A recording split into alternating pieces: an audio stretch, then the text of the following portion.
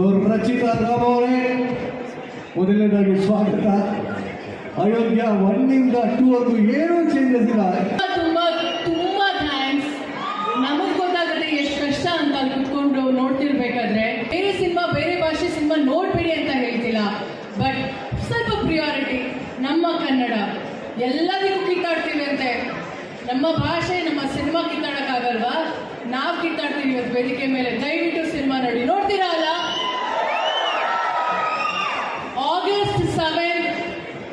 August 7ನೇ ತಾರೀಕು ನಮ್ಮ cinema ಅಯೋಗ್ಯ 2 release ಆಗ್ತಿದೆ.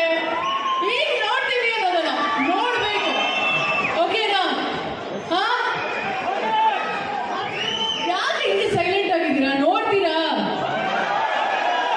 ನಮ್ಮ ಸಿನಿಮಾ ಒಂದೇ ಅಲ್ಲ, ಪ್ರತಿ ಸಿನಿಮಾ ಎಲ್ಲರೂ ಹೇಳ್ತಾರೆ ಕಂಟೆಂಟ್ ಏನ್ರಿ ಕಂಟೆಂಟ್? ಇವಾಗ ಬರ್ತಿರೋ ಸಿನಿಮಾದಲ್ಲಿ ಕಂಟೆಂಟ್ ಇಲ್ವಾ?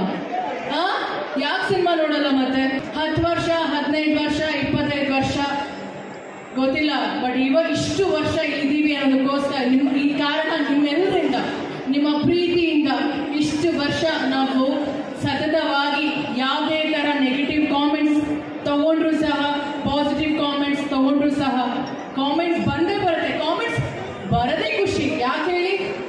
ನೆಗೆಟಿವ್ ಬಂದ್ರೆ ಅಟ್ಲೀಸ್ಟ್ ಅಟೆನ್ಷನ್ ಕೊಡ್ತಿದ್ದೀರಲ್ಲ ನಮಗೋಸ್ಕರ.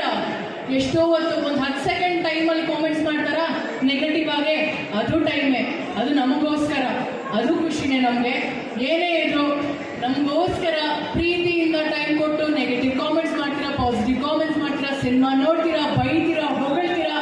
ಇಷ್ಟು ವರ್ಷ ನಮ್ಗೆಲ್ಲರೂ ಎಂಕರೇಜ್ ಮಾಡಿಕೊಂಡು, ಪ್ರೀತಿ ಮಾಡಿಕೊಂಡು, ಬ್ಲೆಸ್ ಮಾಡ್ಕೊಂಡು ನಮ್ಮ ಎಲ್ಲ ಇಂಡಸ್ಟ್ರಿ ಪರವಾಗಿ, ಎಲ್ಲ ನಟ ನಟಿಯರ ಪರವಾಗಿ, ಎಲ್ಲ ತಂತ್ರಜ್ಞರ ಪರವಾಗಿ ನಾನು ಥ್ಯಾಂಕ್ಸ್ ಹೇಳೋಕ್ಕೆ ಇಷ್ಟಪಡ್ತೀನಿ. ನಮ್ಮ ಸಿನಿಮಾ, ಕನ್ನಡ ಸಿನಿಮಾನ